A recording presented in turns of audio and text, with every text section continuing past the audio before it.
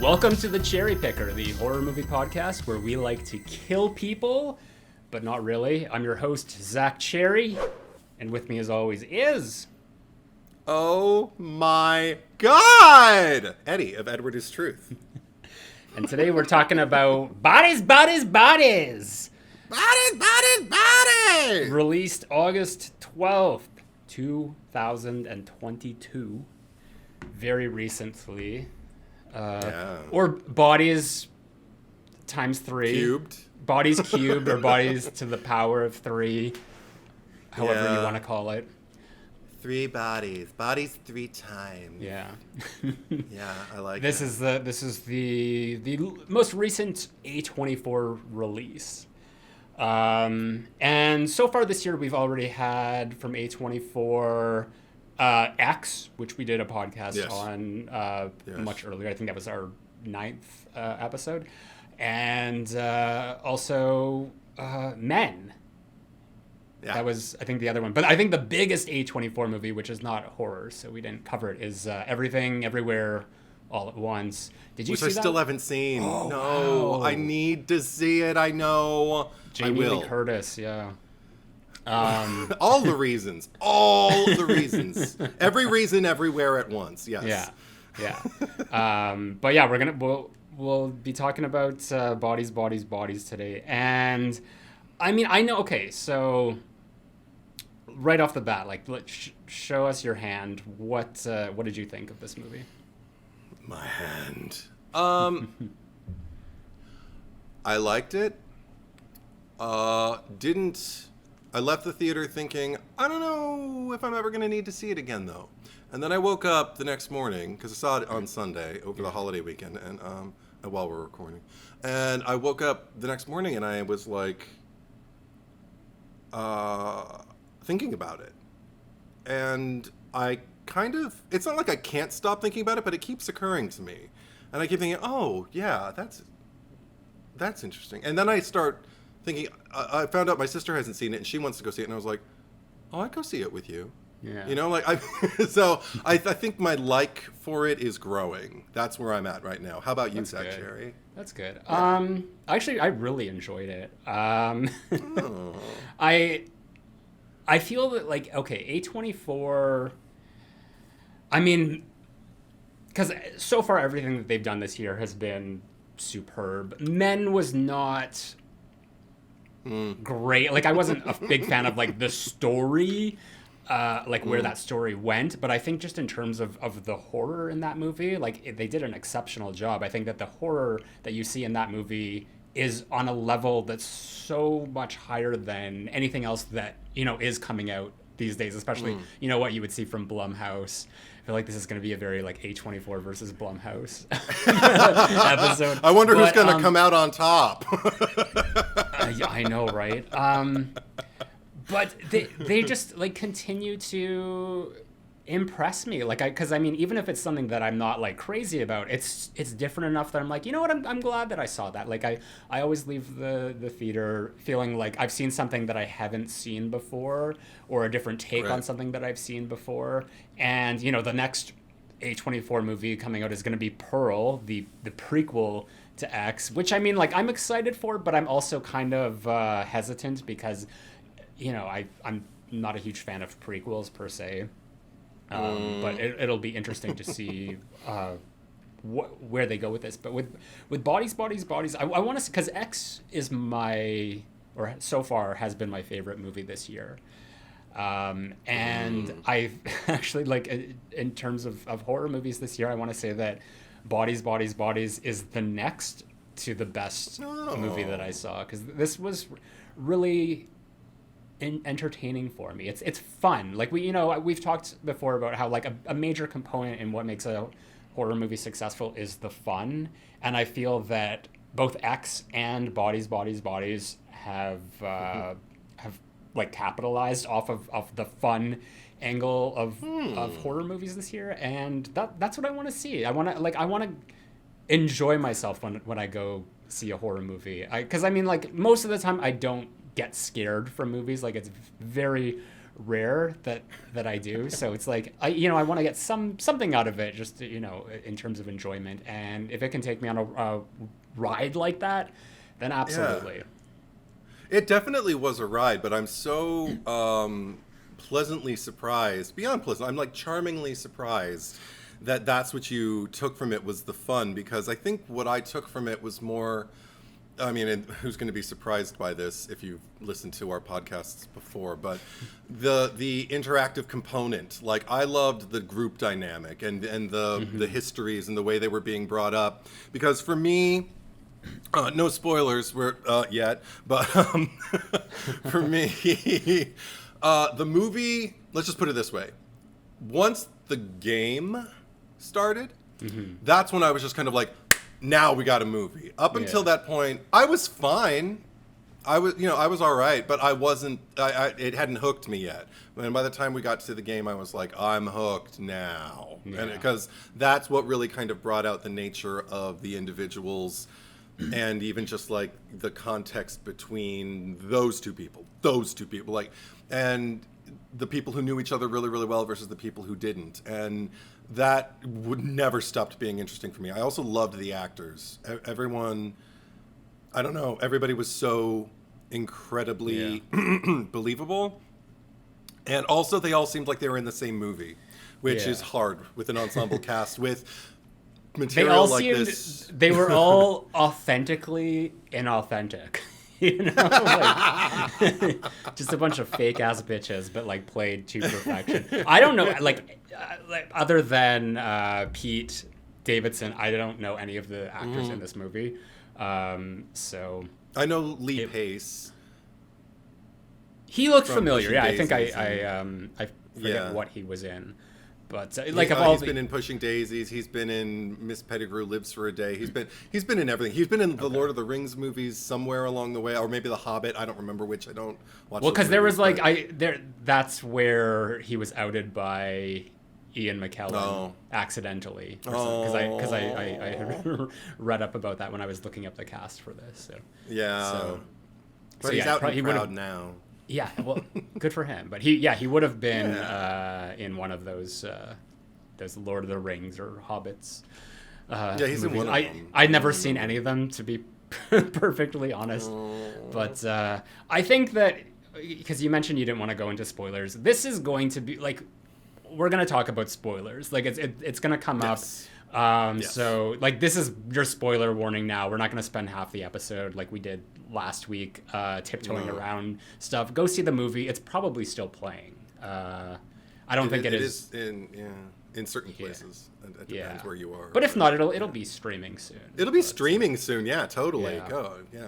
But I wanted to say, because this might be like the kind of like a spoiler in itself, because we've talked about A24 in the past, and how they're kind of, even like, I'm not sure if we talked about it on the podcast, but like you and I have certainly had this conversation where A24 movies feel like they're taking the plots of just like really bad horror movies and making them art house. It's like just make it fashion, make it art house. Make it fashion.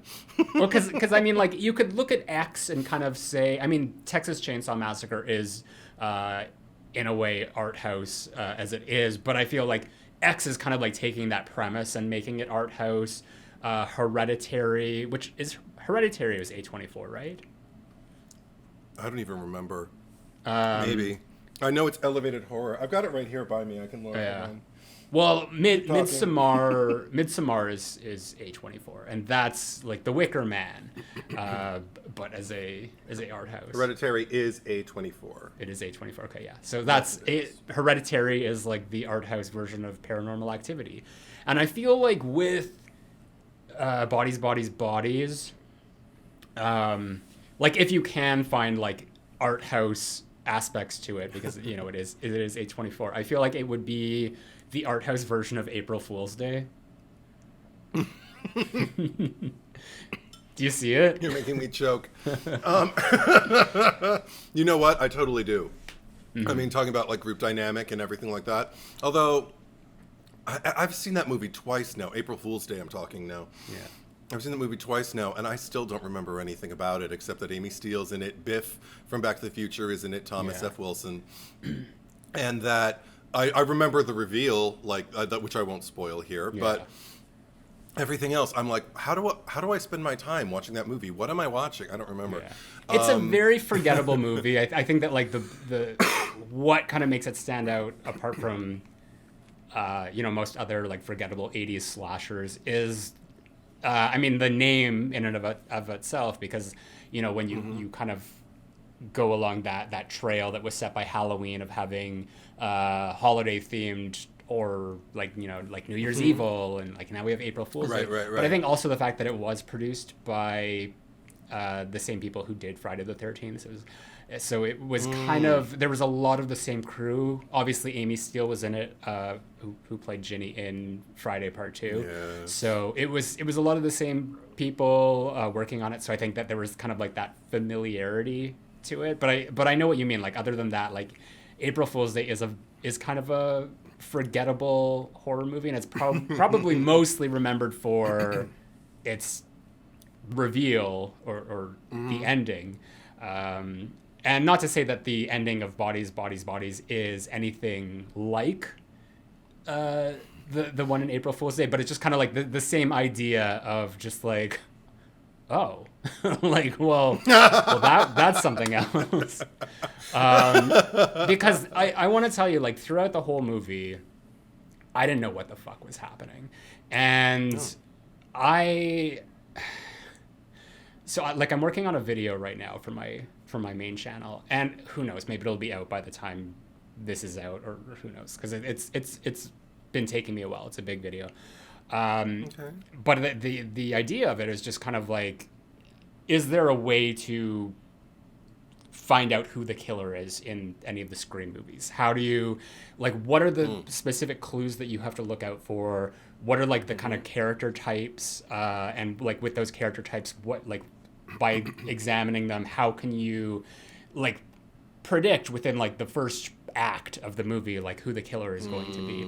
So I mean it's too complicated to explain as it is. Like I'll just be going around in circles. So like hopefully the video when that is released will be able to answer those questions a little more thoroughly. But I was kind of using that same mindset as I was watching this movie, and I think that to begin with, like I already had it narrowed down within like the first 10 minutes that the killer would be either one of the two girlfriends. So, because I forget names because I saw this a few weeks ago, but Sophie and B. So I thought it was going to be either one of those two, because I just there weren't attributes of like any of the other characters that really made them kind of stand out as suspicious, like other than just being like overt red herrings and stuff. Like there was the other girl, the one who had the gun at the end. Sorry, I'm like completely forgetting everyone's names, but her name was Jordan. Yeah. So there was a point where I'm like, well, could it be her? But I think like I initially thought it was like going to be one of the two girlfriends, because there was a lot more focus put onto these characters, and there were suspicious things. And I think at first I had decided it's B, because there's a scene where she goes back to the car to get the zucchini loaf or whatever it was, and she checks herself in the mirror, but then she doesn't put the mirror back up and lets I saw them like, oh, she's letting the battery of the car drain. So then like once she starts to kill people, it's like the only car that's apparently there is not going to be able to take them away. So I think like I was, from that point on, I was just kind of like, okay, well, she's suspect number one for me. Like that right there is super, super suspicious, because it's like, it wasn't something that, like, it was clear enough that you would remember seeing it, but not something that like, oh, she didn't just go back to do that and then like walk away. She like had intention, like she was putting on lipstick or whatever. So as the movie went on, and then like after the first murder occurs and they all like go out to the car and try to start it, and obviously the battery's dead, and then she says, "Oh, it must have been because I left the mirror light on." Mm-hmm. So I'm like, "Oh, well, maybe it's not her." Like, so then I'm like, "Okay, then it's Sophie." But then there was like all this stuff with Sophie, because it's like, I think at that point early on they hadn't shown a lot of Sophie, just because like her whole thing was like she was sober girl, like she wasn't drinking or doing drugs anymore. But then there's a specific scene where we see her kind of go off by herself, and she does a rail, and I'm like, well, no, like, because that the movie wouldn't show us that if she was the killer either. So I was just like constantly like, I don't know what the fuck is going on. And then of course by the end, when, and you know, this is the reveal, like if you're still listening up until this point, where they go outside and Pete Davidson's character, who David was his name, we see him lying dead out there, because there was a bit earlier when they first started playing the game Bodies, Bodies, Bodies, because the Lee Pace character, Greg, he was the first one who was chosen to be the victim. And he was lying there, and it was like, they actually did a really good job of this, because I wasn't sure if like the first murder had already taken place, but he was actually just faking it. And David comes over with the beer bottle, and because like he wouldn't wake up. They're just like, oh my God, he's not getting up, he's dead. And David just like nonchalantly goes over and like ever so gently taps him on the balls with his beer bottle, just to get him to like jolt and like react to it. Yeah. So when I saw David at the end, like, because he's been lying there dead the entire time, because he was the first like actual death, I'm just like, oh, he's faking it. They're gonna come over and like, oh my God, and like do something to his balls. That's gonna be the reveal. And they're like, no, he's dead. So that's where I'm just like, what is going on? You know, like the literal like Alice thing. But we find out that there is no murderer. The whole thing was set into motion because he was making a TikTok of trying to open this champagne bottle with the sword, like Greg had done earlier. But yeah, and accidentally slices his own throat in the process and bleeds out and dies. And the whole thing is recorded. But obviously no one was around to see it, so they just assumed that someone had killed him. And then everything that happens after that is all of them kind of killing each other in just like out of perceived self-defense or whatever reasons you have. Accidental falls down the stairs and whatnot. So it's like, going back to it, I was just like, well, no wonder this whole system didn't make sense. Like, I couldn't figure out who the killer was going to be, because there is no killer. No. So like I was going to test my theory on, like, I mean, even though that applies to Scream mostly, I'm like, oh, I'm going to test this theory on Bodies, Bodies, Bodies. I'm going to figure out who the killer is, like, from the beginning of the movie. And then, of course, there's none of it registered because there is no killer. So, yeah. But I think in that regard, because I was so surprised, I just immediately assumed, like, well, someone's the killer. And that, in and of itself, the fact that it was all kind of an accident, that's sort of like the April Fool's Day aspect of it. Was there a point, even just seconds before the reveal of David's actual death, like the cause of his death, where you were like, oh, like, where you knew what was coming? I think once they, because like I think they were fighting over the phone.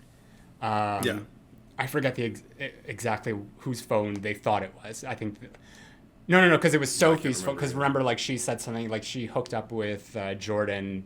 Oh right, she wanted to see her phone the day before. So she's like, I want to see your phone, and she wouldn't let her. But then they're like, oh, that's not even my phone. And then that's when they took it over. That's when I thought they were going to, like, wake up David, who was going to be revealed to have been faking it the whole time. But no, they just, like, open his eyes, do the little face recognition thing. And then as soon as it came on and I saw him, like, swinging that machete, like, I knew, like, oh, okay, this is where it goes. Like, there was no surprise, like, once he cut it. But it was just the surprise that, like, you know, once the video starts, we're just like, oh, that's so clever. Like, oh, exactly. But I loved it. Like, it was just like, there doesn't have to be a killer, because there's just like the mindset that there is one.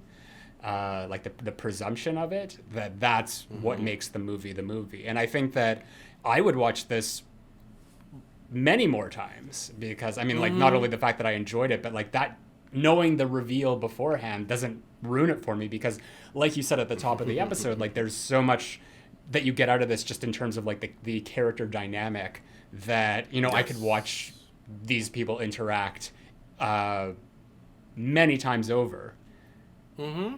Yeah. It's funny because that my initial thought about it actually it kind of got immediately negated because I went to see it with a friend who immediately once he asked me what I thought and I said, you know, it's good. I liked it. It was a fun ride. But I don't know when I'd return to it. And he's just kind of like, and I was like, well, what about you? And he's just like, I didn't like it. And I'm like, really? Why? And he's just like, I mean, I just feel like I've seen it before. And which made sense to me just in terms of like, okay, ensemble film, unknown, perceived evil that turns everybody in the ensemble kind of against each other. People are pointing fingers. People you thought you trusted, you don't trust anymore, or they don't trust you anymore. I mean, you know, you thought you knew them and all that kind of thing. And I'm like, okay, yeah, that particular premise has been done a lot. But once he pointed that out, it made me realize what I really appreciate about this movie is what makes it distinct from all those others, because it seems like the thing, how can I put this? The thing that started the ball rolling on the horror aspect, the suspicion aspect, like, you know, that part of the premise, is largely baked into the generation that most of these characters are in, because Lee Pace isn't a part of that. But their own kind of like, I don't know, self-concern, like almost pathological self-concern, and really, really well articulated. Like everybody knows exactly what their own issues are, as well as everybody else's. Yet nothing goes said. The truth is never really spoken except behind other people's backs. And it all. But what kickstarts it is just like this incredible narcissism that would motivate someone to, number one, and I'm talking about David, would motivate him to try and replicate what he saw. What was Lee Pace's name? Greg, to try and replicate Greg's little thing, because it's planted really, really early on that he doesn't like him. He doesn't understand why everybody thinks he's so great and everything like that. And even when he does the thing and everyone's going, wow, he's like, that was not, you know, it's not, yeah. But yet he's trying to replicate it himself and trying to do it while TikToking. Oh, God. And so he can get even more of a response, I guess, when, you know, when people who follow him when he gets can have. Yeah. And then that just kind of like, because it ends horribly, because it is a terrible idea. I would never do it. I don't know what he was, because he was like swinging it like back and forth. He kept like, trying. You're gonna like saber the bottom like away from you, but he was like, yeah. And then he went, and that was when I was just like, okay, you are a fucking moron. Yeah.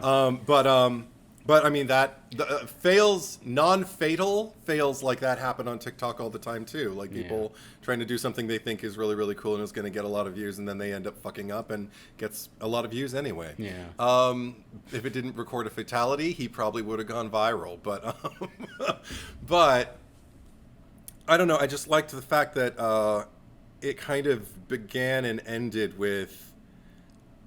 I can't put it any other way than the kind of like self-absorption that it does not belong to Gen Z. I would never assign them that solely. We all have the capacity to be self-absorbed, whatever our age. But the particular brand of self-absorption and to the point where it's like the self-reflection and the self-diagnosis, you know, of like particular other disorders or syndromes, well, it has. I mean, or whatever it has. It's not just generational, because I think that it also has a lot to do with class, because these are predominantly a group of very wealthy young kids who are, you know, just like hanging out in this mansion for the weekend or like this hurricane party that's going on inside. That's another parallel that I drew to April Fool's Day, because it's like, oh, here's these like rich kids who have this like private island that they're all stuck on.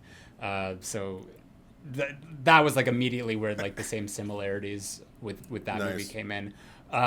It's funny, like I'm just looking on IMDb and there was one review of someone, they just basically, like, I'm not gonna read the review, but I'll read the title. They're just 4 stars, Scream for Gen Z. And whenever, like, okay, first of all, you know, like, critique the critiquer of just like, you can't just call, like, if there's absolutely nothing similar of this movie to Scream in any way at all. So if you're like, Scream in and of itself is like a reflection on the genre of everything that came before then. So you can't just be like, oh, well, this movie's trying to do the same thing, because it's not. It's like, it's a completely different subgenre. It's a completely different social commentary. And then obviously, like, just again, like, grouping the Gen Z. I mean, I feel like this is a very, like, you could even say this is April Fool's Day for Gen Z. But you bring up a good point that, like, that there are non-Gen Z characters in this. So I also, like, when I see shit like that of just, like, you know, people who are like, if you didn't like the movie, that's fine, but don't, you know, like, drag it for trying to be something else when it clearly isn't. Like, if that's what you think, I would question what your perception of Scream is, because it seems like you don't even really understand that movie. But now I'm just getting petty. You're having an argument with someone who isn't there. Yeah. But I'd say ultimately, like, just if we're going to compare them, also, because it is a point about this movie that I think is worth making. I feel like the whole point of Scream is that it's self-referential, and only more so as you proceed through the franchise.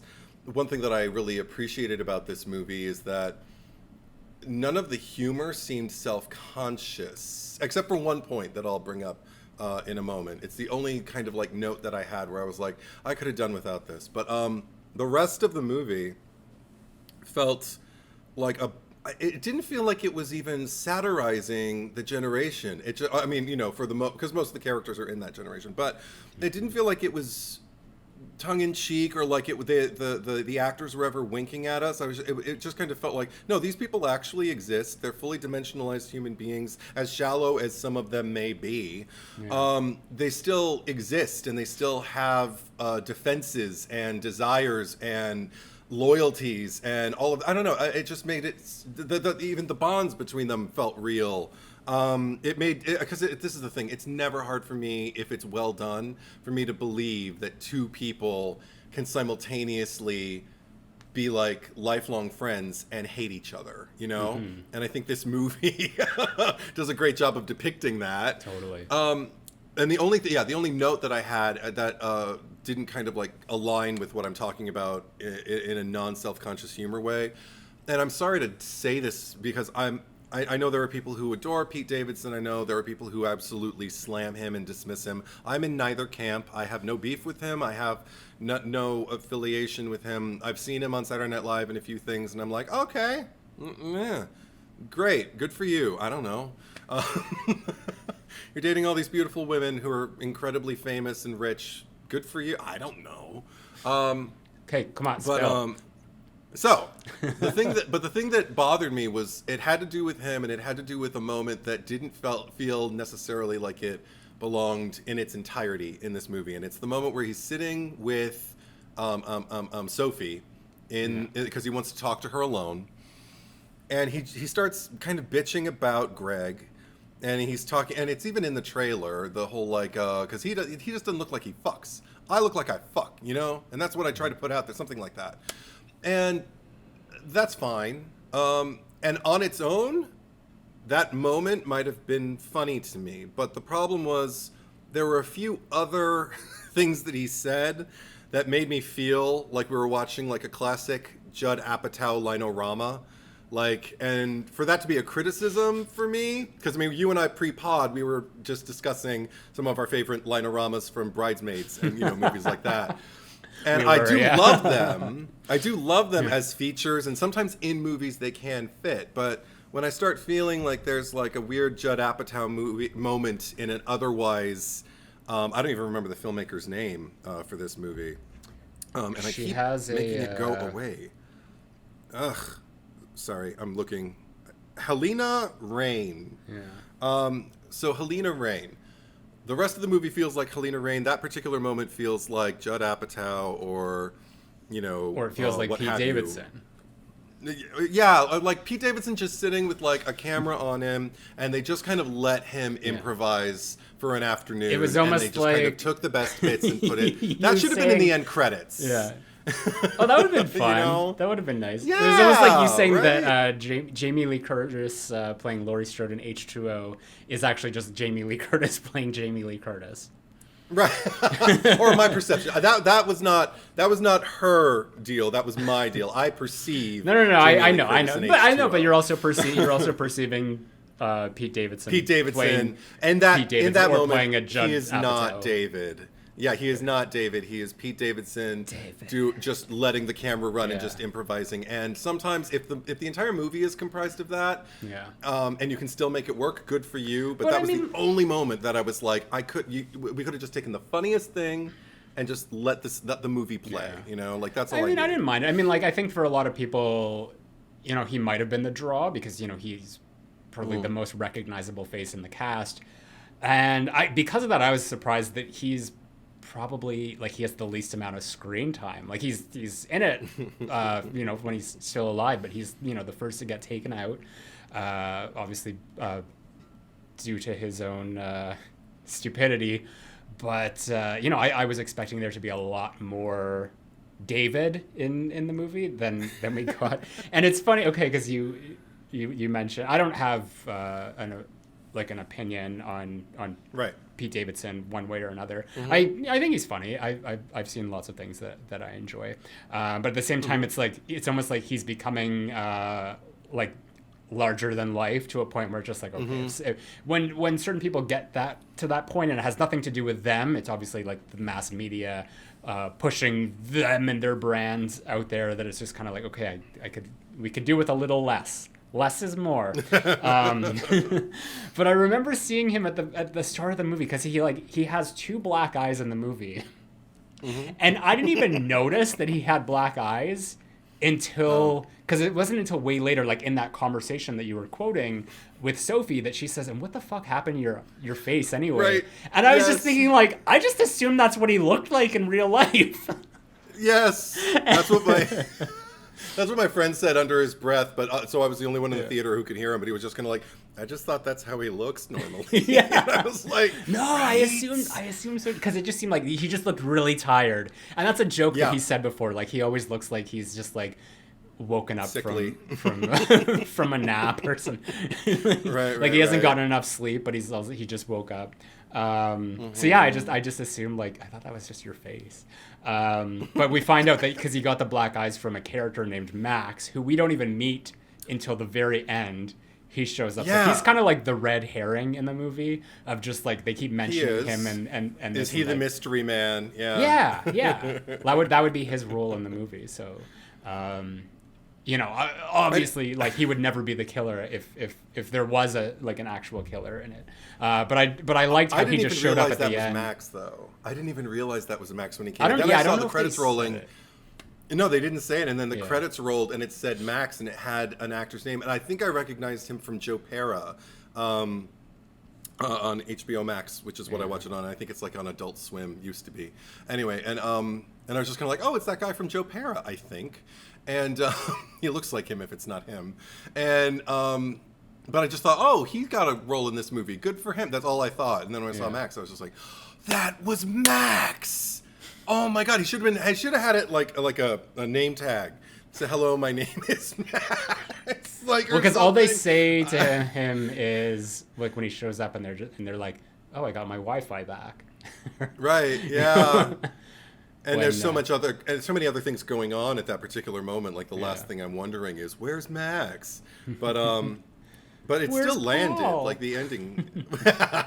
No, but the ending still landed for another Amy Steele reference. But no, the movie still landed for me in the sense that, like, I think the lack of necessity for everything that had transpired that ended in bloodshed was hilarious all of a sudden. I mean, it was a ride up until then, which meant it was comprised of both hilarity and also just like a weird voyeurism on my part. Like, I was so, maybe I'm just a bitchy gay guy, but I just wanted to pull up the ice cream, which I have right here, and I did, and just sit there with my prop and just listen to like all of the bitching that, you know, and all of the reveals that they're doing about each other. Just like, oh, she just did that. The only one I didn't enjoy, actually, and this isn't a criticism, but the only one that, well, you know what? That's not true. But the one that crossed the line that I think the most for me was the fight between David and his girlfriend Emma, right? Is Emma the girlfriend? Yeah. I believe so.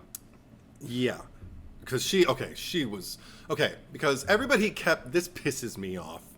Because everybody kept spending whatever time they were talking about Emma, also kind of cutting her down because she's very emotional, but nobody ever trusts it because she's an actress. And I hate it in a very authentic way because I've been around people that way when I was younger, who would say things that sounded smart. And I knew they were saying it to sound like they were smart and sophisticated and like had like some kind of grip on the world. They'd say things like, I don't date actors because you never know if you're getting the truth. And I'd be like, what are you talking about? And they'd be like, well, I mean, because, you know, they have that capability. I'm like, I'm an actor. I'm not going to go acting with fucking people. You know, that's what you do at work, and it doesn't mean that you bring it home and you know, like, oh, I have this capability, so I'm gonna cry and to get what I want. I mean, how fucking manipulative and what kind of narcissist do you think I am, and or sociopath or any other kind of, like, you know, let's assign a label. But it pissed me off because it made me think like, just because you can do something, you're going to use it to your advantage to try and manipulate the people who care most about you, who feel the closest to you. And I think if that's not an actor, that is a sociopath. Like, there's a difference. I feel like there are actors. So I'm just confused. Like, is this a criticism that you have with the script, or is this a criticism that you have with the characters? Character? With so which character you have this specifically with all the characters, or just Emma in particular? Anyone who doubted Emma's sincerity in her crying, because that's another thing. If it would have occurred to me, because I feel like if somebody were faking or something like that, I think it feel like it might have occurred to me. Didn't she have a moment though where she kind of, it was shown that she did have the crocodile tears, or am I misremembering? And well, I see. This is the thing. I guess it's subjective. I perceived it as authentic tears, but he started pointing it out. That's what I didn't like about David, because it seemed like she was having a genuine moment, because he was saying some really harsh shit to her, and in front of all of their friends, it was incredibly severe. And the natural response, I think, would be to at least well up. And she had like a single tear, and he was just kind of, because that's another thing. He said something like, "Oh, here we go with the crocodile tears and with the quivering lip and everything like that." And I was looking at her, and I was like, "I don't see a quivering lip. I think you're just assigning something to her so you don't have to deal with some real emotion that's going on. It's so much easier to just dismiss her and say, well, she's an actress. Of course she's gonna, make the most of the moment to try and like get everybody on her side or something." No, you're just being a prick. And it sounds like I don't like that moment, but I really did. Like, I mean, again, the voyeur in me was just sitting there just kind of like, oh my God, look, this is amazing. You know what I think a more appropriate movie to compare this to, like, besides Scream, would be You're Next. Because I see similarities there where I'm like, that movie's very, like, it's presented straight up. There is no satire to it at all. There's a lot of humor in it, but it's not totally humor. It's not like self-referential humor or irony. Right. And it's, again, like dealing with rich people who, clearly it's like all these people who are like, we're a loving family, but we all hate each other actually. So yeah, I mean, like, forget Scream. Whoever that you are stuck on that. Can we also we have to talk about Alice of this movie because Alice is the podcaster. It always comes back to which are the podcaster characters. Those are the ones that are like we have to relate to the most. Well, no, but that's the funny thing. We're recording a podcast. How does we're investigative journalists sound? Yes, right. Now you're turning into Betty Davis again. Betty Davis as a podcaster. And they all died. Excuse me. Where is the loo? Anyway, sorry, folks. Okay, to get back to Alice. No, so the funny thing is, like, here I am, like, I don't know if I identified with Emma, but I felt very defensive for her. Alice, on the other hand, because, I mean, okay, in this day and age, I think there are more podcasters than actors, probably. So, or people at least attempting a podcast, let's put it that way. So the fact that, like, while I felt bad whenever people would attack Emma for being, you know, an actress and for being fake or whatever, whenever people attacked Alice for being a podcaster, it just, I don't know. Maybe I'm not evolved enough in my own mind to perceive podcasters cinematically as anything other than funny. I don't know. There's something really funny about... maybe it's also the girl. Like, the fact that Alice is this incredibly rich girl who could do anything the fuck she wants. So, of course, what does she want to do? She wants to be an influencer and a podcaster, of course. Yeah. But the fact that she's also probably the least adept at... I mean, I would not want to listen to that podcast, you know? I have a feeling I'd probably listen... I'd probably make it about 2 minutes in. Oh, because, yeah, the basis for it was just, like, life. Hanging out with your friends. Hanging out with your best friend or something like... Oh, my God, so... Well, did it have a name? God, I don't remember. I didn't write... One thing I did not do was take notes for this one. It was too dark. Most of the movie happens either during the storm or at night or both, so I did not... And even when they're inside, like, moving around, like, there's still, like, no light. So I just didn't even bother. But we're still rolling. Look at that. But something about them cutting down Alice for her podcast. My heart did go out to her because it's her thing. So watching somebody shit on your thing, like... Well, she had this whole spiel, sad. Like, this breakdown, because she was just like, it's a lot of work to do a podcast. Oh, God. And let me tell you, like, there is a lot of work involved in it. It's not... It's true. Yeah. It's true. But then she started listing all the things. But it's funny when she like kind of like... when she kind of like... The movie, not like she doesn't, but the movie kind of like marginalizes it in the humor of just like her hysteria in the moment. Yeah. I really enjoyed it because I agree with what you're saying because it's just like... It's everything she's saying is true, but it's just because of who she is and the way she's saying it and what the podcast is. It's just kind of like this is hilarious. Maybe it's evolutionary. This movie definitely works on more of a comedy level for me than anything else because like while there is elements of horror in it, I don't it's not obviously scary, which is where like going back to the A24 movie Men, like that had some really freaky shit in it that I would consider scary. Is that movie funny? Not intentionally, if I can remember. Yeah, that'd be an interesting conversation with someone who thought it was. I'd be like, what? Why? With just dread on my face. But well, maybe just like because of the uncanny valley of it all. of like what was it, like Rory Kinnear's face on like every single male character, like including that little child, and it's just like what the fuck? The little child was the uncanny valley, like epitomal. Yeah, he's the mascot for Uncanny Valley in that movie. But anyway, okay. But with this movie, I think it's also maybe evolutionary in a sense, cinematically, to depict someone other than the designated actress as the probably most superficial and most self-absorbed of all of the cast, because usually in the past, in other generations, that role would go to the actress, the self-absorption and the self-reflection and the even the masturbatory like psychology, like self-analysis of it all.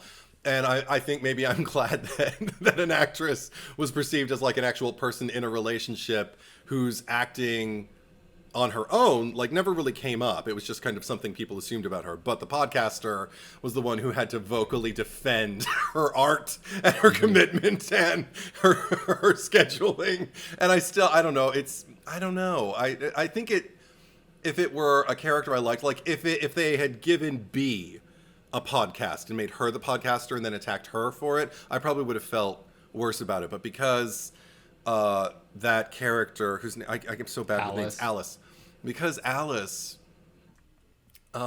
is so hard to take, because oh my god, that's like maybe, I don't know, the 38th speech she offers, like in defense of whatever, because she spends most of the time prior to that defending Greg, because they came together and he's the one who everybody seems to know the least. Yeah, her boyfriend of how long was it? 2 weeks? They know B the least. Like she's the right. One they can't trust. Yeah, but well, I guess they're both the most outlier people of them all. And also because that was one thing I really, really loved that kind of even added to the red herring of it all for me was, I can't remember who it was. I think it was David. When after he first met B, like whispers to Sophie about how she's cute and kind of like a school shooter kind of way. He doesn't even whisper. He says it like full volume as they're like in the next room, like walking to his study or whatever. Like there's no way that she didn't hear it. Yeah. At first I didn't see it. I was just kind of like, yeah. Oh, I fucking hated that because I'm like, zucchini loaf is delicious, you asshole. Yeah. But to him, but no, just the fact that he kind of identified that about her. And I didn't at first. I was just kind of like, that's very specific and kind of mean. Then later, when everyone started questioning her, and I started really to think like, oh my God, could be the killer? I started to see it. I started to see. So who was your initial, like, is she the one that you suspected? No, not initially. Initially, I was like everybody else because I thought, where's Greg? Because he was the missing one, and because he was the one we knew the least, and because there seemed to be some definite aggression between he and David. I mean, David totally initiated it, but he also had beef with Max off screen. Yeah, but because it was off screen, I just thought Max might have, because we don't know Max, I thought maybe Max has a screw loose, maybe, but yeah. I kind of suspected everybody whenever I needed to, but the one who I kept coming back to was Jordan. Jordan, without a doubt, I kept over and over again. I'd like point at somebody else and then her, and then point at somebody else and then her. And even right before her death, I thought it was her. Because again, with the pointing the gun at your friends and like the denial of the truth. I mean, she was being told facts and totally denying them. She would like get caught in a lie and then say, that's not what happened. That didn't happen. And it's like, we just all saw it, you dumb bitch. Anyway. And because she was so weird from the get-go with B, and then I just noticed she's weird with everybody. Like, she didn't really seem to have any flow with anyone unless everybody was dancing. But that's why I kind of drew away from her as being the killer, because it was almost like, she had the little, like, inconsistency with this character, but then, like, we saw that she was just like that with everyone. So it's just kind of like, okay, well, if that's just her thing, it's not, there's not, like, a clear scheme or plan that she's trying to go in on one person specifically. Like, she's just a bitch.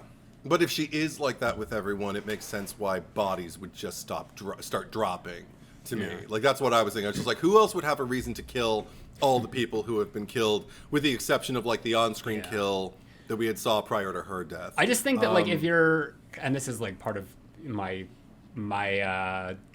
method of, you know, finding the killer, just, like, your motive is kind of, like, that's the biggest reveal of any, or at least, like, in the Scream movies. Because, you know, like, you can suspect a certain killer that might turn out to be the killer. Like, you might have the seeds planted that, like, oh, Billy's the killer. It has to be him in Scream 1.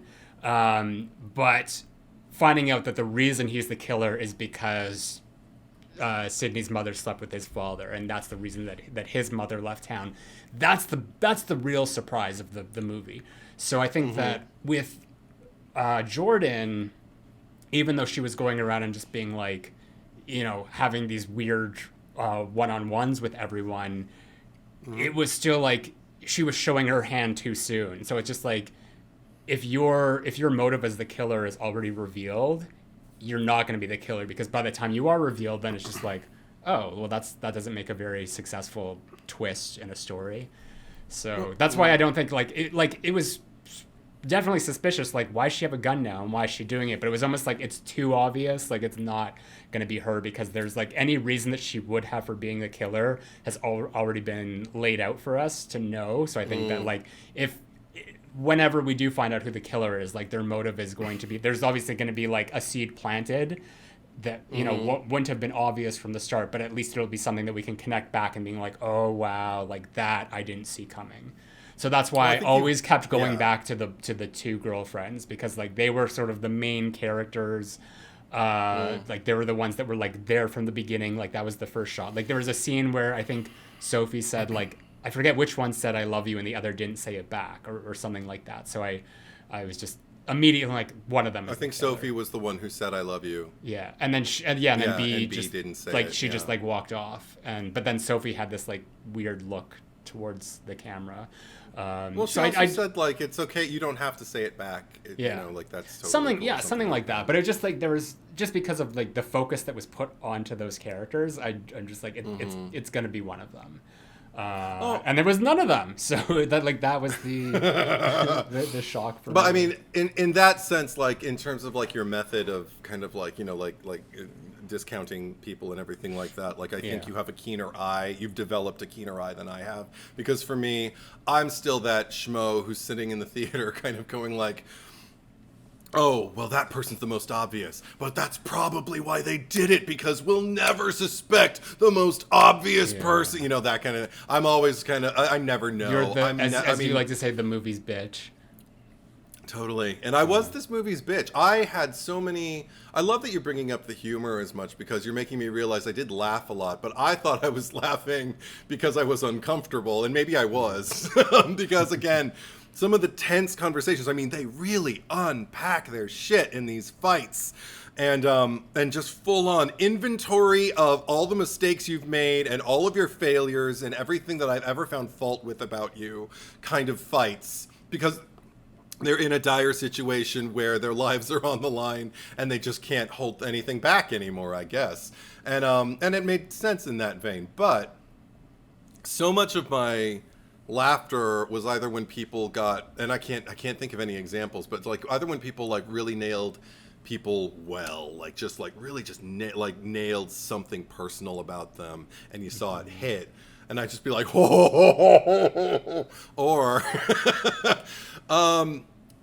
or other times when the movie, I guess when the movie just, like, really just kind of, like, served up, like, a really, really hearty laugh for me, you know, but contextually, it's not slapstick, and I would never encourage anybody to walk into this movie and, like, oh, you're gonna have a great time. But I think I don't know how I would sell it either. I probably would just say, go see it and talk to me about it afterwards. Yeah, because I mean, the way that I would sell it is just being like, is what I said at the beginning of just it being the art house April Fool's Day. But in the same way, you're almost like spoiling it, because it's like, oh, well, if you had seen that movie, you might know or at least, like, be able to surmise what the outcome might be. I want to know something really cool. What? So this, I went to see the movie, and obviously there's this, like, huge thunderstorm, lightning storm during the movie because it's set in a hurricane. I was also thinking, like, that's a very, like, quick hurricane. It was over in, like, just a few hours. But when I left the theater, it was thunderstorming outside. Like, this came out of nowhere. I mean, I could have checked the weather app, but it was like a nice hot summer day, and then I get out, and it's just like, how am I going to get to the train station? Oh my God! It was like the most intense storm like I at least had seen this year.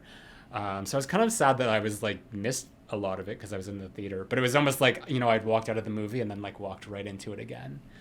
Oh my God, that's amazing. No, it's odd because there was a pretty big storm going on north of me, very far north, but I went very southwest to see the movie, so I didn't get to experience the storm. And then that would have been amazing to like walk in and it's just like a regular summer day, and then you walk out and it's like, you know, you're in the movie. That would have it's been, like it's Nightmare on Elm Street. Like Nancy still hasn't woken up. Yeah, it's a story. You can't escape bodies. That would have been really, really cool. But no, another thing I was like thinking like the entire time is like, why is Alice wearing these glow sticks? I loved it. No. Like it's great for her character, but I'm just thinking like, if you're like trying to evade a killer, you're gonna want to like take as much attention away from yourself, especially if you're like walking around the dark. You don't want them to know where you are. You want to know where they are so you can avoid them. So she basically was just like painted herself as this huge target the entire movie. As is our brand, I'm going to say the same thing you did, but in a different way. Because I noticed it with a completely different character, and it was B. Because anytime, whether it was the game or then later when they were actually hiding from a killer, she had her full-on like flashlight on her phone while she's walking around in the dark of the house, and I'm just like, okay. And she even hid with it. She's like at one point she's like hiding in a corner.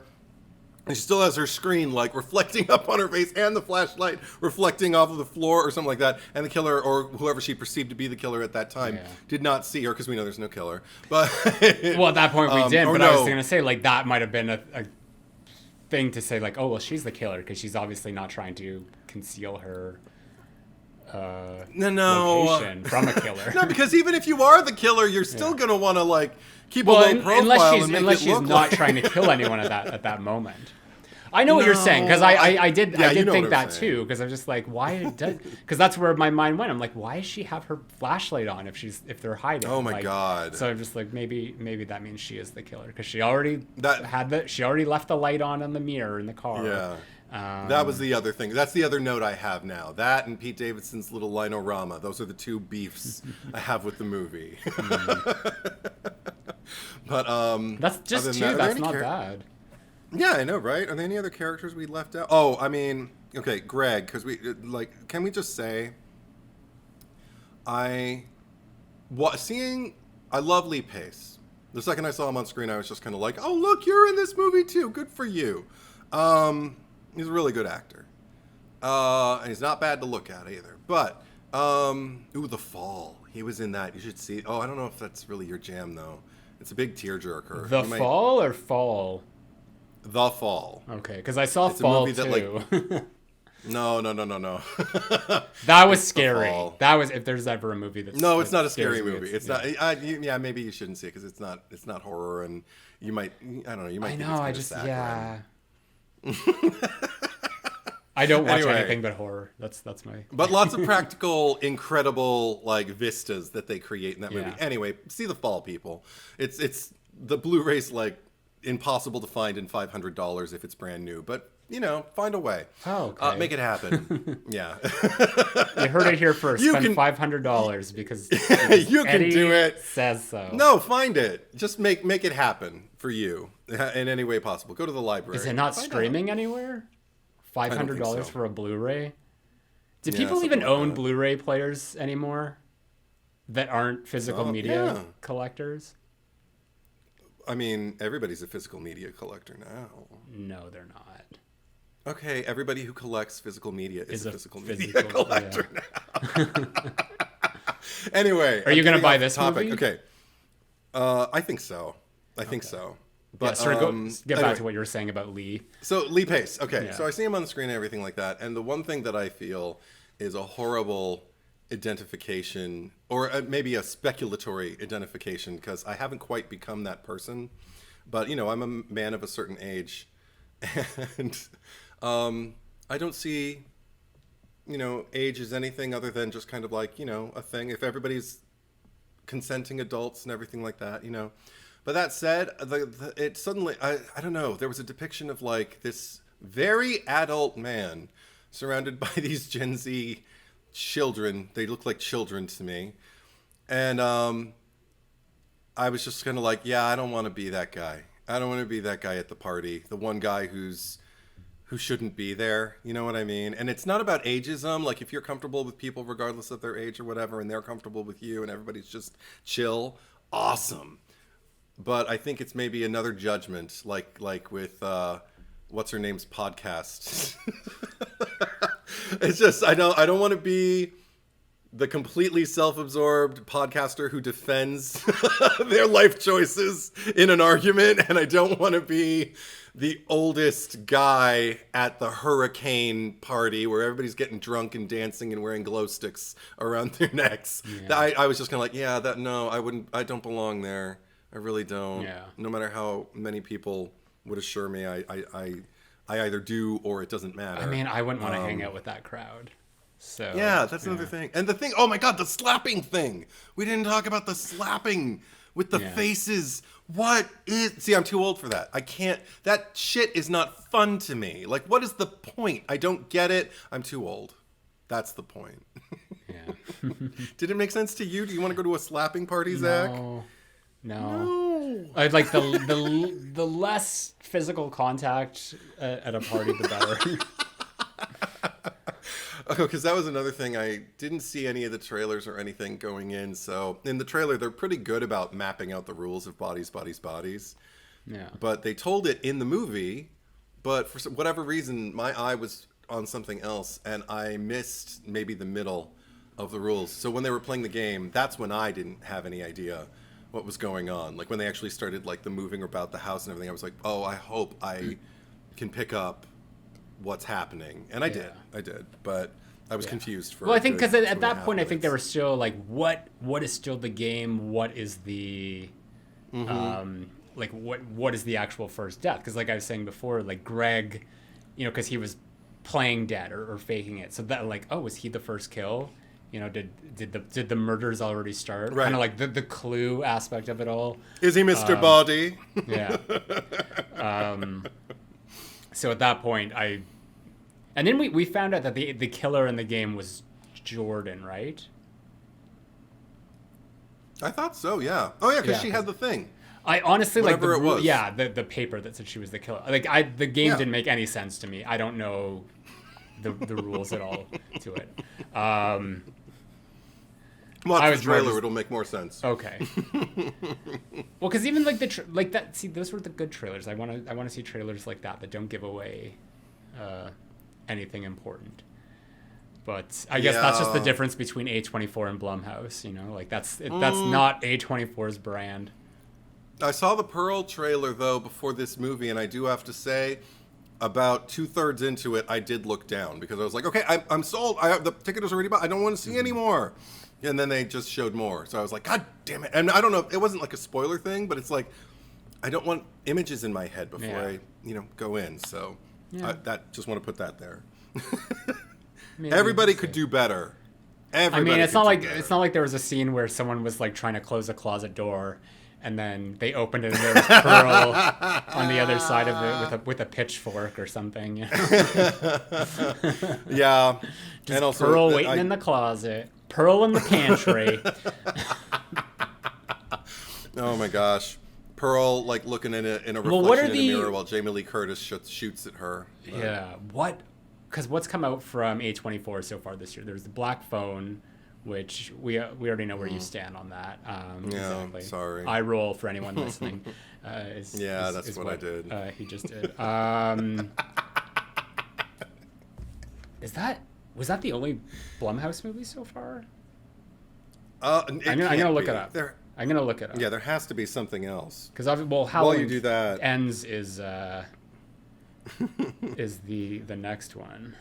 Of course. Yeah. While I do that, what do you? I wanted to. I'm looking at B's, the actress's like actual name, Maria Bakalova. So I assumed that accent was real. I assumed it was while I was watching the movie, but I just wasn't sure. Mm-hmm. So I'm assuming she's either really from Russia and either is like maybe bilingual and can really speak in a Russian accent, or actually has a Russian accent.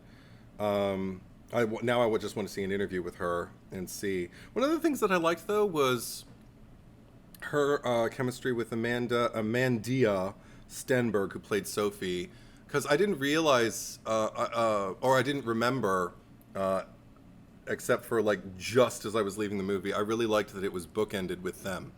Essentially, like we see them kissing. That's the first shot of the movie. Yeah. And the last shot of them is them just sitting there with the phone on the ground in the backyard with their world crumbling around them, basically. Yeah.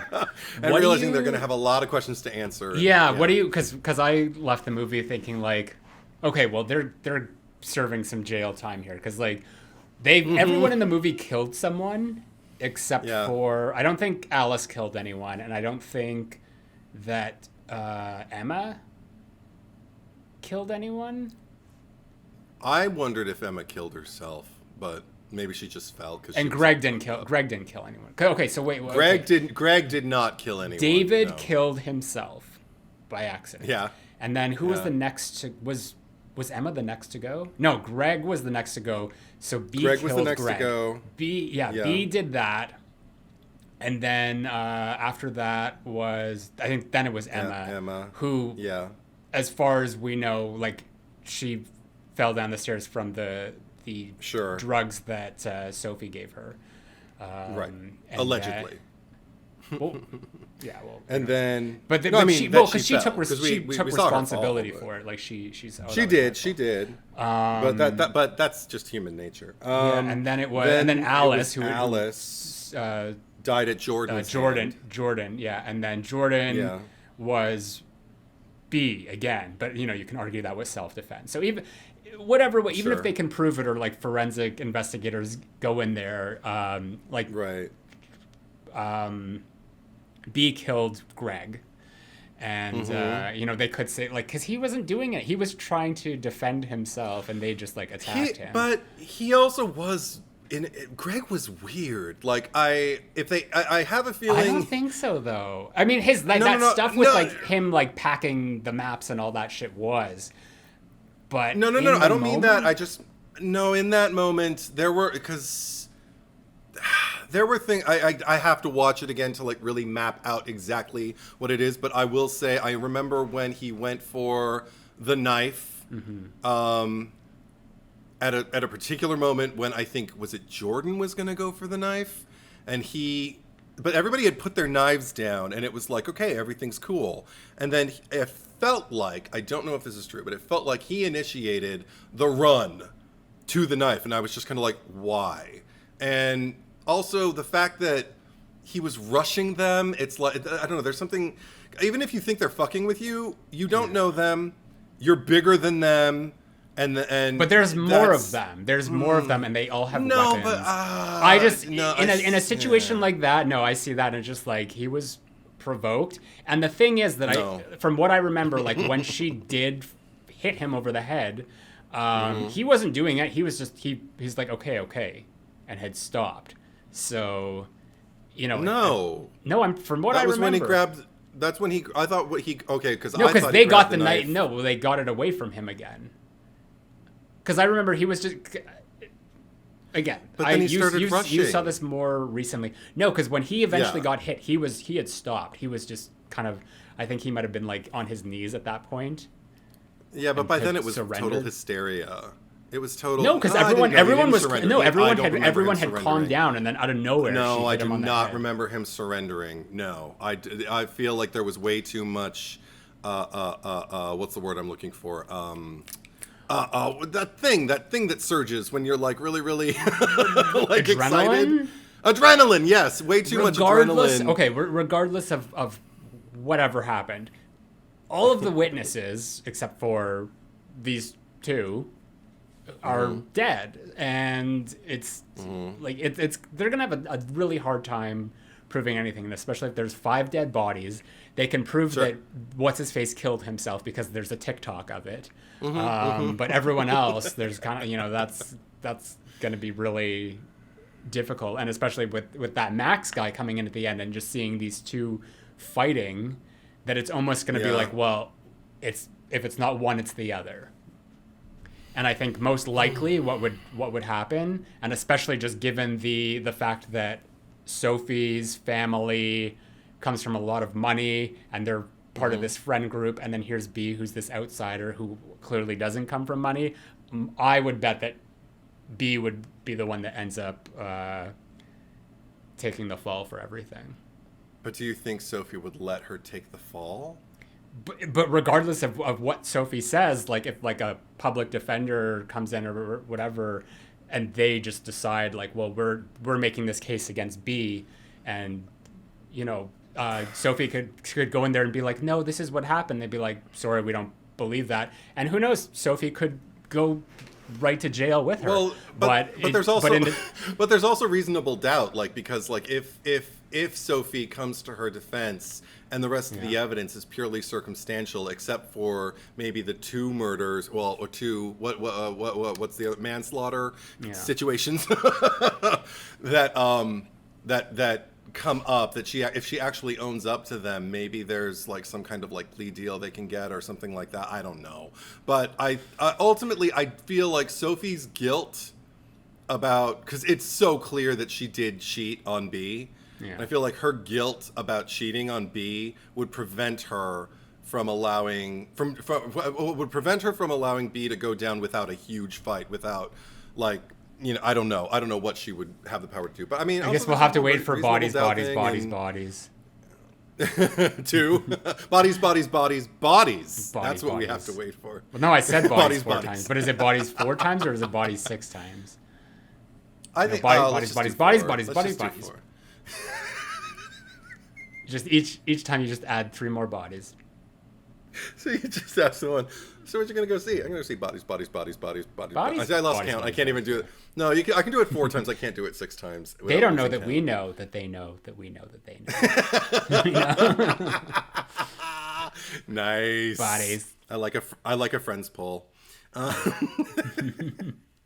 This is like you know what? I want to see this Friends episode. That should be the reunion. I want to see the friends like stuck in a house during a hurricane and somebody dies and they all start blaming each other. That'd be hilarious.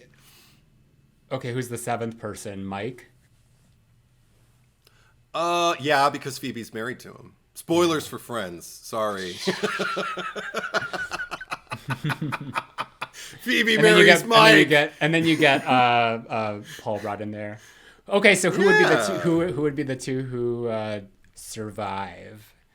Ross and Rachel? Because they're going to be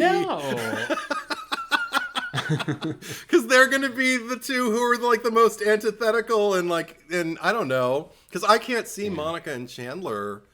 I mean, I can, like not Monica and Rachel surviving though. No, they have to be in a couple. It has to be a couple. Why do they have to be a couple? Because they're a couple in the movie. This is my bodies. This is my dream. If it's yours, then fine. My dream sequel. Yeah. I see Ross. I see Ross as being. He'll be like the one who like, I can make the TikTok. Like I can do that on. Like he would be the one that would set it in motion by accidentally killing himself. Because there has to be a question. Because I think that should be Joey. I think Joey should be the one creating the TikTok. No, I see that more of a Ross thing. Okay, we're getting way too off topic. I can see that. Yeah. But it's still bodies. Yeah. Bodies. See, I can do it now. Okay, well, here's a question. Who would you be in this in this group? Probably Alice, because I talk too much. Yeah. Don't disagree right away. Anyway, who would you be? Perceivedly so. Probably B, because I don't want to be there. She doesn't want to be there. I could totally see you eating like two mouthfuls of cake before people tell you, oh, by the way, that's got weed in it. Did you know that? Oh, I would totally can see do that. She didn't. It wasn't just two mouths. She like had the whole thing, and then didn't she keep eating it? She had too? a bunch. Yeah. Maybe. Oh well, I think they immediately she was stress eating because it was just like dancing. it was just like I hate these people. But you know that's what you do. If there's not a dog at the party, you go to the food. Oh my god. Wow, we're revealing a lot. I go to the booze. That's the only thing about that party that I was just kind of like, yeah, I get that. Yeah. Like just get him to use that samurai sword to chop off is it champagne? I don't know. Oh no, what were they drinking? I don't even remember. It was champagne. It was something expensive. Okay. And then he just starts pouring. I'd be like, glass, yes, immediately. Because that many obnoxious strangers overnight, I need to be hammered yesterday. I probably would have pre-drank. I would have had like a straw and a flask, you know. A reusable straw because it's sustainable. But I would have... I can't... There's nothing that could get me to go to that hurricane party. I'd probably just break up with my boyfriend. Yeah, I feel like I would be broken up with because they'd be like, "Oh, you're gonna come to this party?" And I'm like, "No." And they're like, "You never want to do anything, do you?" And like, no. That's how I would survive. Oh God, I'd turn it on. I'd probably just tell myself it's just a night, and then I'd get drunk. And then I'd do that thing that I do, and talking about just your podcast and talking about my podcast, wearing my little glow in the dark lanyards. It's like, what's your podcast about anyway? It's just like, we like to kill people. Yes, but not really. And everybody rolls their eyes at me, and then like they'll tell me that I'm escalating, and I'll be like, I'm not escalating. You're holding the knife and you're moving your hands while you talk. Anyway, that was another contender for the opening quote that I was gonna say. Well, who said the quote that you said? It was Alice. Okay. She said, "Oh my God," like so many times in this movie, to the point where I was like, I think it was maybe the 8th or 9th time. Maybe okay. Sorry, getting back to the Friends thing. Maybe it would be the 6th of them, and then Janice, and then Alice. Oh my God! That. Yeah. And instead of podcasting, it's singing. I love to sing. But, and then you know what? There's a lot of drama there because her and Chandler, with her believing that he's still carrying a torch for her and everything. And actually, now I really want to see this. I want to see a fully interactive. I don't even want it limited. I want unlimited guest stars in that house with the friends. I want Amy, Rachel's sister, played by Christina Applegate, because I do prefer her to Reese Witherspoon, the Jill sister. Yeah. I want to see the duck and the chick and get in just with like people running around screaming, and you just see like the duck and the chick like walking by down the hall. Oh my, Zach, I don't know how to tell you this, but the duck and the chick, they died. They're the first victims of the movie. Is the Maybe, yeah. Duck Jr. Jr. and Chick Jr. Jr. Oh, by the way, I was talking about what has Blumhouse done this year. We forgot Firestarter, which I still did not see. I still have not seen. And from what I've heard, not great. And then I think like so far, like The Black Phone has really been their biggest release. There was They Them, which was a Peacock release. We don't get that in Canada. Oh, I haven't seen that yet. Yeah, I heard it was not good. Either. I'll see it at some point though. And Unhuman, which I didn't see either. So it's a lot of like streaming releases. But I mean, like I think like generally, like just comparing what we've seen from A24 this year to that, like because A24 has kind of like stepped it up a bit. They're not. It's they're because we talked about this in X. Like they're kind of breaking into the more mainstream crowd of horror. I mean, I'd even argue, yes, definitely. Yeah. But in it, again, same thing, different way, I'm going to say it. Because I'd say even just the premises for the movies that A24 has been releasing, like I've seen, I think all of the A24 movies that you just brought up. And it's like, I haven't seen all of the Blumhouse ones. And there are some that I might stream, might see later, probably will see later, but with the A24s, it's like there's something enticing. There's something very kind of like of the moment. They seem to be very much the studio of now, and I don't have a problem with that because they also, again, seem to be straddling subgenres and paying homage in a way that isn't kind of like just the same thing recycled over again, you know, like that way that we tend to show. Well, like you were saying, was it what your friend said about the movie? Oh, that he had seen it before. Like basically the situation of like an ensemble cast and everybody's turning against each other. And just like, yes, we've seen that before, but we haven't seen it done this way. And that's kind of, not at all. That's A24's style. It's just, they're just taking things that have been done before. Whereas Blumhouse is like, we're doing things that you've seen before because we know that that's profitable and we can like, sell that easily.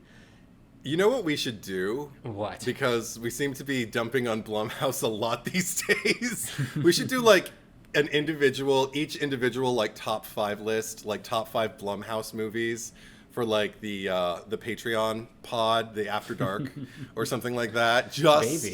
Just to balance the scales a bit, just so it doesn't sound like we're always tearing down Blumhouse. I don't know. I'm just putting it out there. If people want to see it, let Zack know. Anyway, do you have anything else to say? I don't. I mean, I didn't think we were gonna go on too long because, like, normally when we cover new release movies, because they are so new to us, we tend to have shorter episodes. So yeah, there's a lot to absorb. Let's get to the cherry picker. It's not like we killed people on purpose. So we got to pick a cherry on top. And I don't know. I don't know where you're gonna go with this because I don't know how you feel about this particular character because it seemed like you had criticisms but you also had praises. But I'm just gonna say like I can't see this being anyone other than Alice. I agree. Okay. Because she's entertaining as fuck. That's the thing. Yeah. It is kind of, everybody gave great performances, but she is kind of like the performance of the movie in that she's so, like, Rachel Sennett is the name of the actress, and she's unforgettable. Yeah. Like, I think she epitomizes that crowd, that group. Like, if there was like a poster she's the mascot. child for like, the mascot for who that group is, it would be her. So I think that like if you're gonna be the most like if you're gonna be part of this obnoxious friend group of like rich people, you may as well be the richest, most obnoxious one of them all. And I love the way she straddles being obnoxious but still always watchable. I never got sick of her. She was always interesting to me. So she's definitely cherry on top. I agree. Yeah, and she was in the movie just enough, like they were not too little, not too much. So okay. Real simple. So now the cherry picker. Last week, we asked you who deserves to die the most in Tenebrae. Ooh. Tenebrae.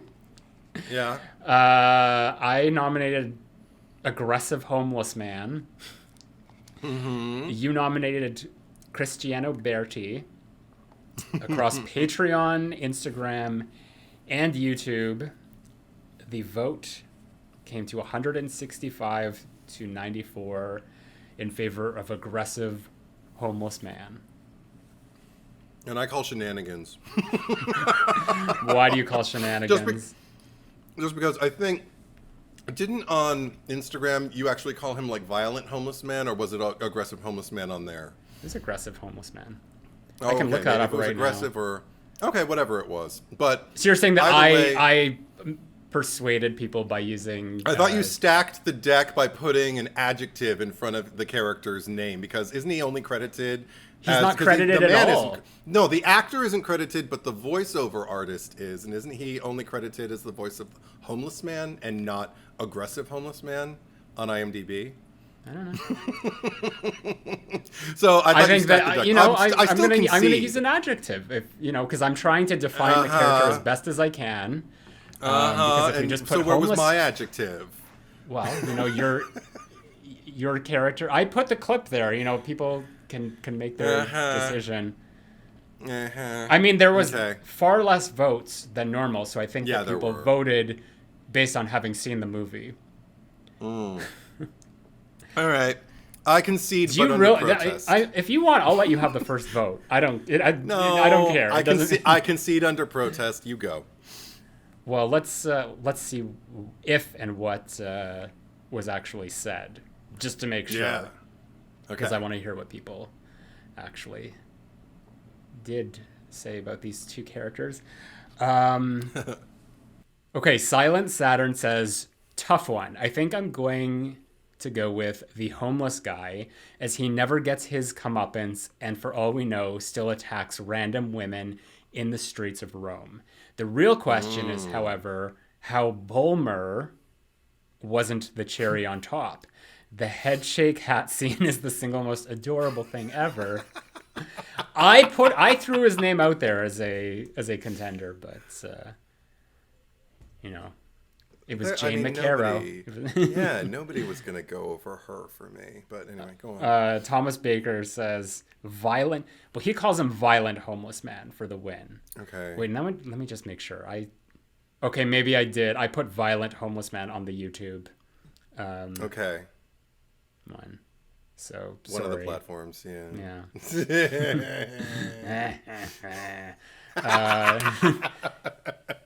Heather Utterback says homeless man. He's creepy AF. I watched this movie just so I could enjoy the pod. Oh, thank you. Oh, that's amazing. I did see a lot of comments of people just saying like I'd never seen this movie before, but they knew that we were doing the episode, so they watched Tenebrae specifically for it. Oh gosh, that's everything. So I can't be mad about anything. No, that's amazing. Okay, you know what? Keep going. Oscar, but in the style of like 05 car. We don't need no violent bums unless it's Prince of Darkness. Oh my god. Alice Cooper, right? Yeah. That was Prince of Darkness. Yeah. In Prince of Darkness, John Carpenter. Somebody says definitely Cristiano Berti. So you got one there. And then Neon Icon says Thanks somebody. Neon Icon says, I have literally never heard of this movie. But you have now. Yeah. So I don't know. I think because I mentioned this before, I wouldn't have chosen Cristiano Berti because he had that like Stewie Griffin like British affectation. Like he just had that like maniacal, like if they made like, when you see those like the cutaways in Family Guy where it's like Stewie in the future or like grown up. I think I sent one to you the other day where he was like working at a bakery and wouldn't make a cake for a gay couple's wedding or something. Right, but I would just see that's like grown up Stewie. He's just like the self-hating, self-loathing closet case. And he would be like, Tenebrae is a sexist. No, it's about perversion, human perversion. Well, he fantasizes about his stuffed teddy bear, in sexual ways, but anyway, that's another podcast. Bodies. I'm gonna go with Jordan because I think mostly like what you were saying before of just like the being caught in the lies and then continuing to lie, but also like exacerbating the situation by bringing a gun into it. Because I mean, like, I'm very anti gun. I don't like seeing guns in like horror movies as it is. Like especially if it's like something like I maybe we'll talk about this more in like Scream episodes and stuff, but just like I hate when they bring guns, like slasher movies and things like that. Like anytime there's a gun in it, like that pisses me off for a multitude of reasons. But I think that just in terms of like she made the situation worse. And she clearly had no idea how to even use this firearm, but decided to have it anyway, and then lie about it. And not only that, but just all the meddling and the gaslighting, the terms in this movie that she had done previously. Like I think the first thing she does when we kind of see her in the movie is she goes up to B and she's just like, "Oh, I hope you're like being careful around her." And like obviously she had reason to say that because they hooked up, but I mean like you're just as guilty as Sophie in this scenario. So like who are you to fucking go up to B and be like, yeah, I don't think you can trust her, you know, like bitch, I can't trust you. So there were a lot of contradictions, and also I love the fact that the biggest insult to her, it seems, in the entire movie is your parents are upper middle class. She's like, shut up, or whatever she says in response. But I'm just kind of like, oh, taking away your lack of privilege. I liked it. Anyway, yeah, Jordan. All right, fuck that bitch. Kill that bitch, little face. Okay, my choice is gonna have to be David. Just because... David. Because that fight really bothered me. I didn't like... Number one, public or not, there are some places you just don't go when you get in a fight with somebody you're dating. Especially when no one was attacking him. And I don't like that kind of really aggressive defense of nothing, you know, like you're just trying to what's the word I'm looking for, absolve yourself of any kind of responsibility and any kind of I guess stake in the relationship. It's like, this is somebody who you care about, and also now we'll bring the venue into it. It's a party, you fuck. Like, what the hell is wrong with you? Like, if you took your best friend aside just to kind of get on the same page with her at the top of the night, and yet you can't take your girlfriend aside to hash out maybe what's really going on. Because that's another thing. I've only seen the movie once, so I don't have a formed theory of what they were really fighting about. But, maybe in time, but I just don't. He at that moment he became the dick of the party, and I hate that shit. It's like, don't bring that in here. We don't need to go there. You don't need to say that. You don't need to go in for the kill. She's already weeping, whether you believe it or not, you piece of shit. And he's the reason for all of the other doubting and finger pointing and whoa, everything else. I mean, he's the catalyst, but he didn't go around and like that's everyone else's own insecurities and whatnot. The creating this, okay, now we're just talking effect. Semantics. We're just talking semantics now. The reason or the catalyst, whatever it is, he's the first domino. So for that reason also, I think he deserves to die. So I hope people don't get mad about any spoilers when we post. Because, I mean, both of our choices die in this movie. So, well, fuck. I don't know why we have to remind... I hope people cool the fuck off. I don't know why we have to remind this every time, but this is not who deserved to. It's who deserves. Who deserves. Yeah. To die. Doesn't mean they do die in the movie, even though both our choices do. I mean, there's lots of movies that we've seen where you know, there are people who didn't die who are like, why didn't they die? Oh, totally. Yeah, totally. Yeah. So I think that those people don't actually listen to the podcast, in which case their argument is just null and void. But those are choices. You can vote for Jordan or you can vote for David. I'm gonna purposefully put Violent Jordan, and then just David. I'm actually gonna, and not David. I'm gonna actually write just David.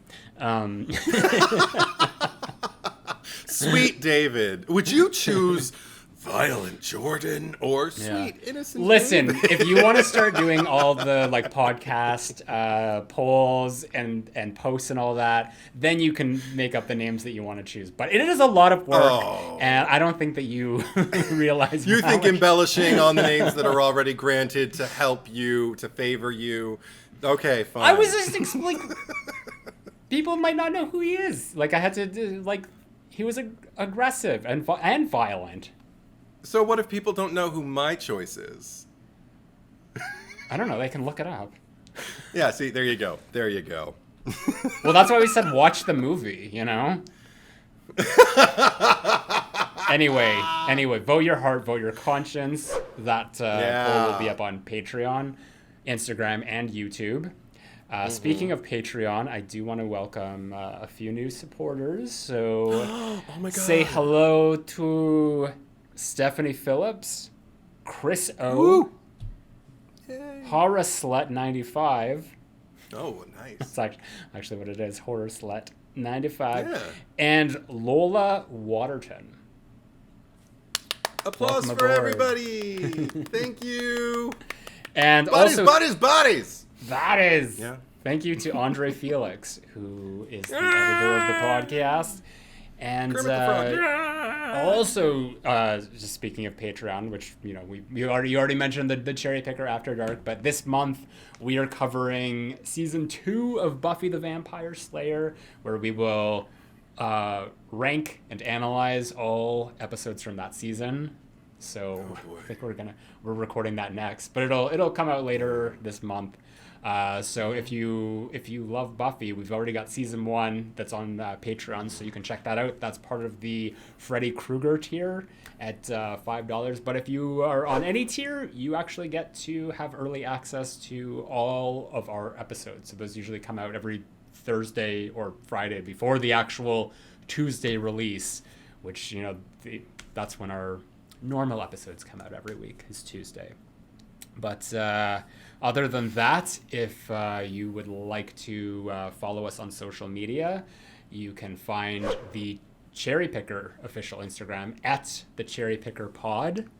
Also, if you are watching this on YouTube, you can listen to us on podcast format. The RSS feed link is in the descriptions down below. I don't know what you're miming right now, but Neither do I. for anyone who is listening, which